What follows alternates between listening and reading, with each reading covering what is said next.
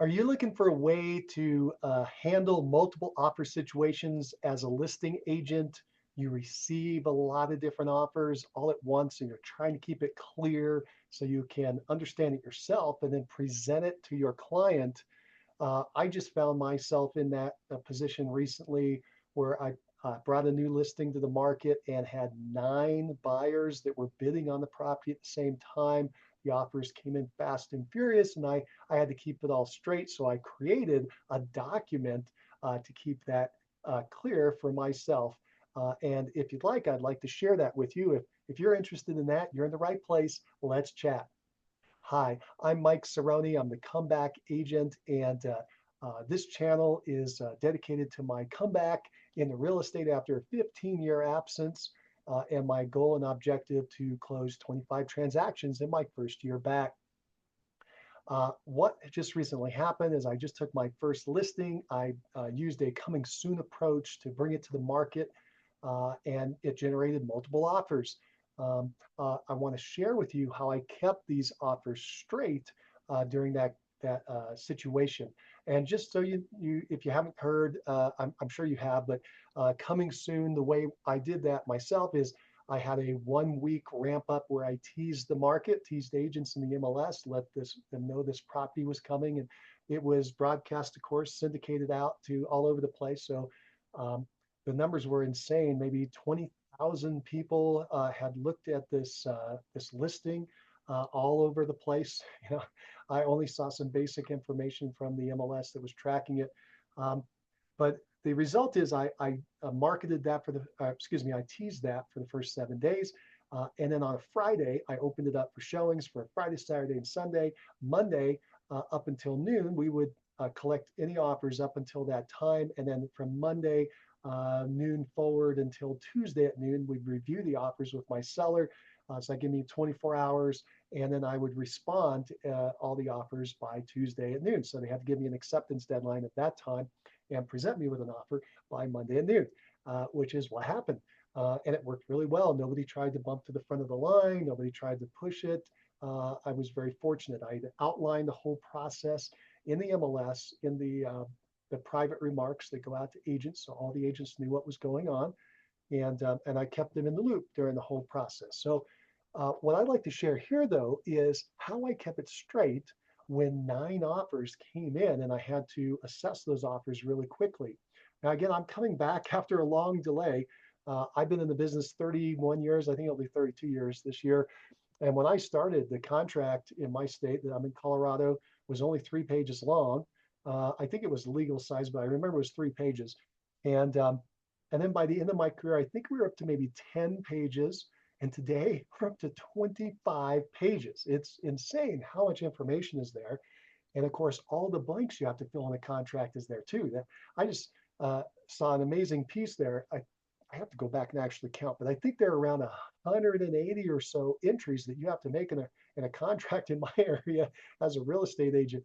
It's something you might want to share with your clients. Go ahead and figure out how many blanks you have to fill in if you're the buyer agent and how many you have to review if you're the listing agent. And that's what people are paying us for, is to keep this all straight. Well, when you add that up, multiply that by 9 offers, and some of them made multiple offers, I had to review each and every time because I didn't know if they made what changes they actually made in the agreement. When you do that, we're talking about thousands of pieces of data you got to keep straight. And so I created a spreadsheet. In the old days, I had a handwritten sheet. And I could just do it all on one piece of paper because there weren't that many entries. There were quite a few, all the way down the page, maybe 25 or 30 I was tracking. But now I want to track all of them because I don't want to miss anything. Because if you miss something, you can cost your client hundreds or thousands of dollars by making an error. I'll give you an example. I received an offer from an investor, and they said, hey, we're going to pay, the buyer is going to pay for all the closing costs. The seller doesn't have to pay for a single thing. And I got into the contract and they're like, seller to pay this and seller to pay that, seller. I'm like, whoa, whoa, whoa, whoa, whoa.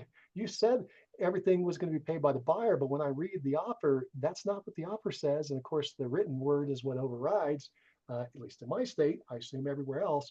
And so I just want to caution you, you got to really read through the whole thing. Don't skip anything and make sure you're looking at all the details. And again, I'm going to show you how I did that. So give me a second. I'm going to open this up, my little spreadsheet. Oh, actually, no, before I do, let me just tell you what I did. So I would open up my computer screen and I would put the contract on one side and I would put the spreadsheet on the other. And what I would do is go through the contract and just move over the data, copy the data over into my spreadsheet. So I knew exactly what every single term was. By doing that, I'm understanding the offer. And then later, I then can compare the offers. And then most importantly, I can present it to my client and say, here are all the offers, right? Because I took like a summary. Well, I'll show you. I took some summary information for them to review, so they don't have to look at all these things. But let me show you what this spreadsheet looks like. All right, so hopefully now you can see my little spreadsheet that I made for you. Let me get all this stuff out of the way. Hopefully it's not blocking anything. All right, so this is my spreadsheet, and here's how it works. And by the way, I can't give you the spreadsheet because you're not here in my state. And even if you were, you might want to set it up differently.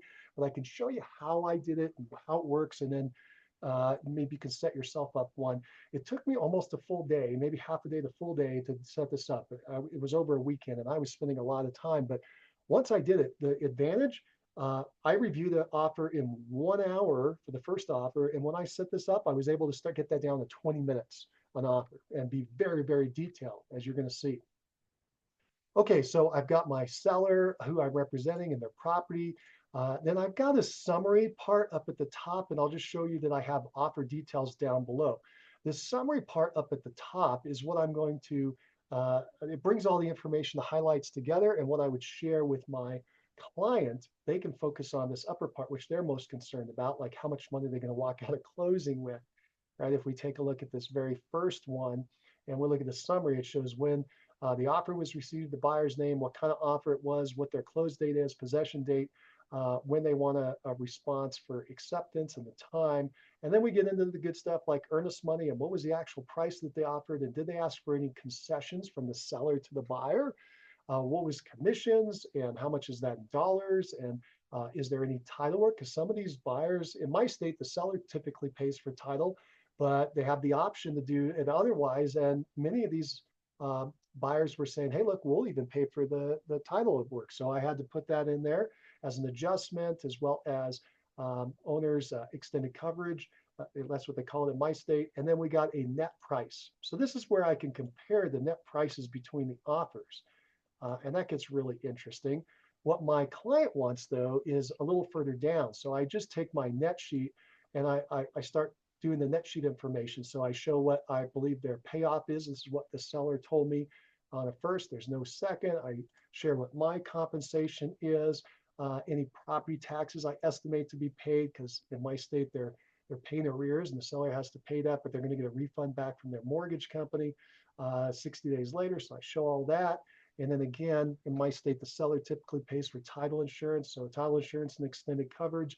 And then I assume they're going to split the closing fee with the buyer, recording fees, release of service fees, and to release documents and record them in the county record. And then if we have an HOA, which we didn't have here, any of fees that we have with the HOAs, special assessments, this is where I had that seller concession, and then miscellaneous. I throw in a couple $100 to be conservative. We add up all the costs, and this is what the seller wants. They want to know what is the estimated net proceeds they're going to walk out of closing with. And you can see they can vary quite dramatically. For instance, the low here was 26,000, and the high was 142. That's a massive difference, top to bottom, almost 130,000, 120, 130,000 between the bottom and the top. That's the value that we bring as real estate agents, right? Because if I wasn't around or there were no agents around to help this person, they might just accept this offer that came in and take the low one for whatever reason. They liked the person who presented it. It was the only person that got to them. By me being there to represent the seller and get multiple offers and all kinds of things, we could generate a much higher return for a seller. All right, now let's go down. How did we actually do this? This up here is actually a mimic. If you actually want to set one of these sheets up, this is actually a mimic. You'll notice up here, if you're comfortable with spreadsheets, this is just grabbing information from elsewhere in the sheet, the summary stuff. And so the way it actually works is I actually start down here. offer details. And what I've done is I have set up by taking a blank contract and every single blank in order. I just grab the blank and I name it, and I put the name here, and then I'm going to enter that on each individual contract as it comes in. I've got the name, the next blank, and enter that one. Okay, the next blank, and I'll enter that one. Does this all make sense now? All right, and then I just created a question about, do they spell my seller's name correctly? And is it in the right county? And anyway, all the information, these are all the blanks in the contract going all the way down. The other thing that I found that was very, very helpful to me was I added in this little column here to tell me the reference number for the contract. So this 2.2 as an example is where the section is in the contract that I could quickly find it. If I'm trying to find the buyer's name for this deal, I can just go look at the contract and go directly to 2.1. It was really helpful for me to have that.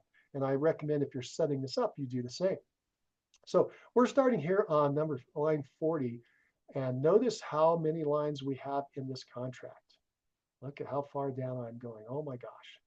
I went all the way down to 195.